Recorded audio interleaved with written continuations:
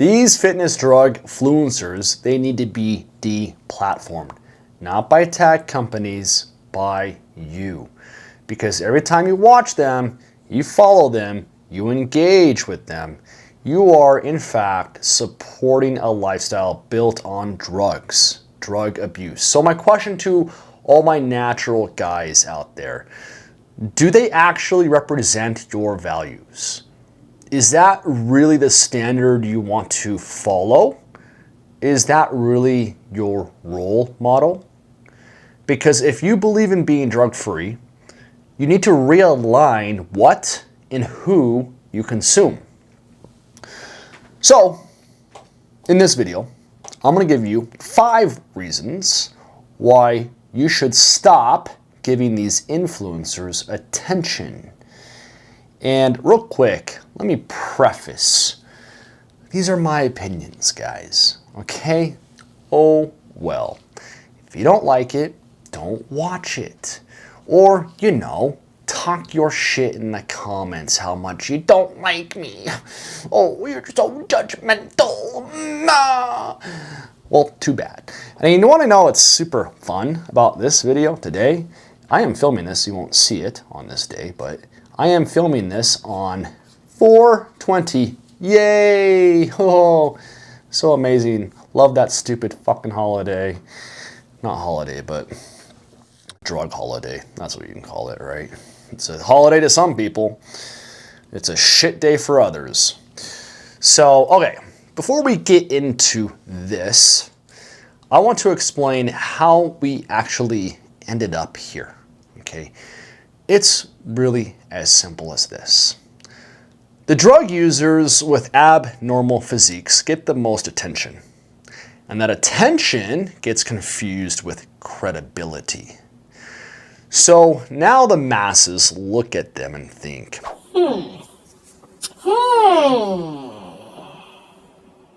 These must be the experts. They are big. Ooh, they're shredded. Oh my God, they're just so amazing looking. right? When in reality, they're just enhanced. Okay, so they abuse PEDs, performance enhancing drugs, and they build their physiques unnaturally. And funny enough, they act like they are the authorities on fitness. No, bro, they built their body on drugs, okay? They are an expert in drug abuse, not body recomposition. Big difference, okay? And in many cases, especially with some of these kids that we're seeing online, they didn't have any muscle beforehand.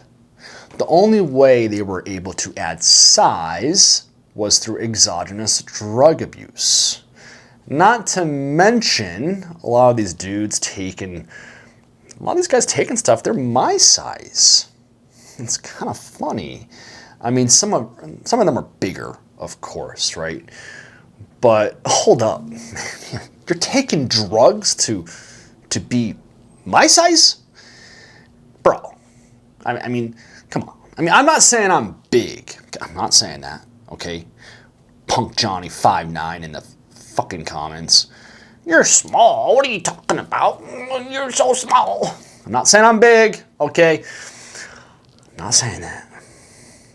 I'm just saying, I see a lot of dudes on the TRT and other drugs that literally have my muscularity. Like, bruh,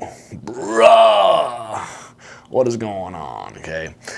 Either way, these drug influencers, they're taking y'all for a little fucking ride, okay? So problem number 1 is that it warps and it distorts reality. You know, the reality that we know here on Earth, right? Now, PEDs are potent and they significantly enhance the physique. This creates a distortion of what is real. A natural body doesn't look like this. It's not real, Okay, this affects everyone watching their bullshit on social media, because now natural lifters think this is what normal looks like, and if I don't look like this, then I'm failing. No, you're not failing, because it's not normal, it's not sustainable, and it's not honest. I understand that we compare ourselves to others. It's hard not to. That is human nature, okay? But you can't compare yourself to your peers if they are taking drugs and you are not. Okay? That's you comparing reality to enhancement. That's a completely different standard. Now, problem number 2 is the obvious health decline. PED abuse comes with real consequences, whether people want to admit it or not. This isn't just about building muscle, it places significant stress on the body. Cardiovascular strain, hormonal dysfunction, long-term dependency. A lot of these guys, they do understand the risk, yet they still promote the lifestyle like, oh, it's good, it's normal, this is what we do, bro. What people don't see, though, is everything that's happening behind the scenes. The constant blood work, if you're smart, the side effects, the additional meds to counter some of the sides. All people see is the physique. And that creates a completely false perception of what it takes to achieve something like that, okay? This isn't optimization, it's a trade-off. You are exchanging long-term health for short-term appearance. And that's a reality that rarely gets talked about, okay? You don't just build a physique with drugs, you pay for it in many different ways. So, problem number 3, drug dependence. This is the part that they don't want to talk about PED abuse, because it doesn't just enhance your physique, it creates dependency, okay? Because once you build a body using drugs, and you are building the body using drugs. I'm tired of these dudes. Oh, well, you still have to put in the work and you still got to do this and that. They wouldn't be using this shit if it didn't if they didn't enhance their physique tenfold. Okay, like their body's being built through drugs. Right? And maintaining that body requires continuing to use them. Now, over time, this turns into reliance on external hormones or other drugs.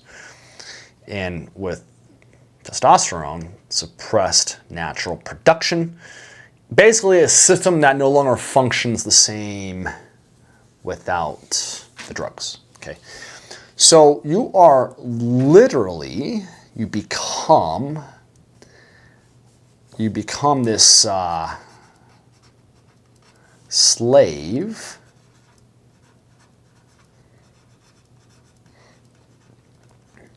to the drug matrix. This isn't freedom, you guys, it's dependency. You are no longer in control of your physiology. You're maintaining it artificially. You are not choosing the drugs anymore. The drugs, they're choosing you. Problem number 4, bad influence, especially on our youth. In one of my other videos, I said we need to start calling these guys PETAs. Performance enhancing drug addicts. Love it. Fucking love it. I should start really pushing that hard. Anyway, one of my subs said, is Mitty. Shout out to Mitty. One of my subs said that we should start listing all the enhanced lifters and how they're giving information out that can harm young lifters. And he said we should call it the pedophiles. Love it. Love it. Good job, Mitty. Funny shit. It's kind of like the Hall of Shame in the INBA and PNBA. This is a natural bodybuilding organization. They have something called the Hall of Shame. If someone gets popped, then they have that as, you know, they put them up on the website, basically, Hall of Shame. It shows what they got popped for. So if you're entering a natural bodybuilding competition, what the fuck you doing taking this shit? You know, go to the NPC. But they don't do that because they can't compete with those guys, because either they don't have the genetics or they're not taking as much of the drugs, usually both. But they can compete with the naturals, so they'll take shit and try to hide it and try to pass the drug test and compete in natural organizations. Happens all the time. I've had people train with me for shows and they go, yeah, my previous coach tried to get me to use orals because it's pretty easy to pass these drug tests. It's not hard.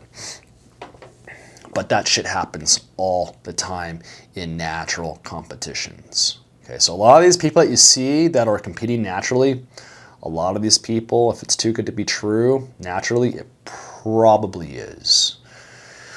Anyway, here's the reality, you guys. Drug abuse is drug abuse. It's not good, it's not healthy. It's a net negative on your life. And here these people are, influencing our kids. That's a problem, guys, okay?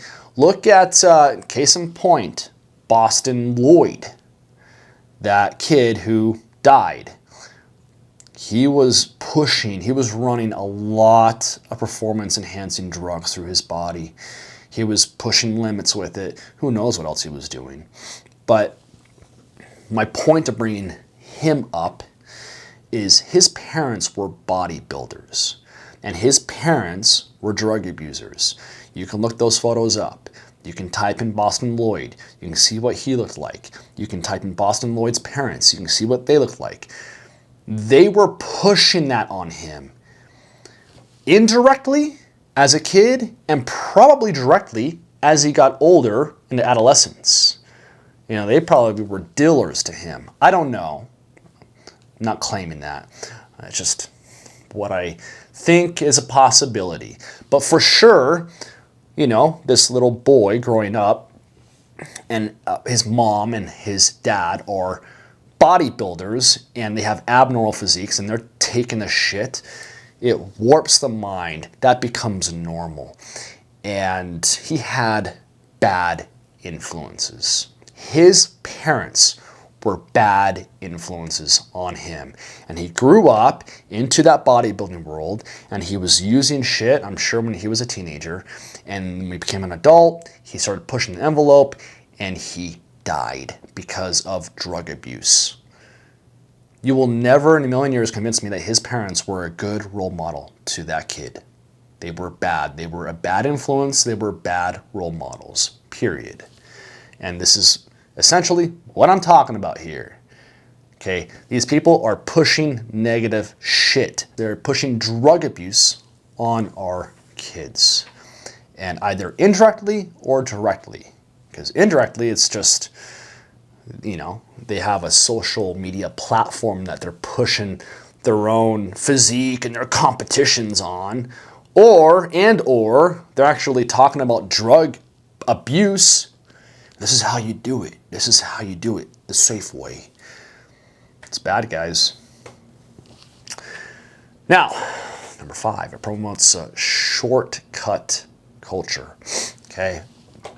Now, PED abuse, it doesn't just affect the individual, it shapes culture. It promotes the idea that results should come fast, that there's always a shortcut to be had, and that the process itself doesn't matter. Instead of building discipline, patience, and long-term consistency, which I know people will argue, oh, they have all that. Bullshit. No, they don't. Instead of building those things, it shifts the focus toward outcomes at any cost. And when this becomes the standard, it distorts how people approach fitness entirely. Natural lifters start to feel like they're doing something wrong because their progress is slower, when in reality, they're following the only sustainable path that's right to them. Right? Now, when they see this bullshit, this other bullshit online, and this creates a mindset where effort is undervalued and shortcuts become normalized. Over time, in my opinion, this bleeds into everything. Not just training, but how people approach challenges in general. Not to mention a lot of these coaches, if you want to call them that, they sell these drugs to their clients. They are drug pushers, and they are creating a bigger problem. And here's a side note. What's up with these 40-year-old druggy fitness influencer dudes telling men that they're lazy and that they need to fix themselves? No, bro. You're a druggie. You're the one who needs chemicals to feel like a man. You're the one who needs a substance to act like a man. You literally need to unfuck yourself. You don't get to preach discipline when your entire identity is propped up by substance abuse. It's bizarre. Like, you don't get to lecture other men on effort when you bypass the process yourself. These dudes that are over 40 preaching hard work and discipline when they have a drug addiction, honestly, it is the funniest shit that the fitness industry has to offer that I've seen so far. And I see it all the time on Facebook.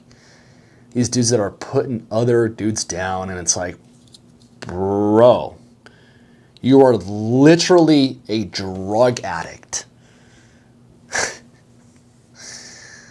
Make it make sense. And guys, it's just bizarre. Not only are they putting other dudes down, right, but they will literally post about their drug addiction. You'll see some abnormal muscular physique, some dude with his shirt off, of course, telling us about discipline. Gotta work hard! But they're posting their drug stacks, and you'll see shit like this. 300 milligrams of test, 250 milligrams of retatrutide, and then growth hormone. Bro, what? These people are blasting their drug addiction front and center online.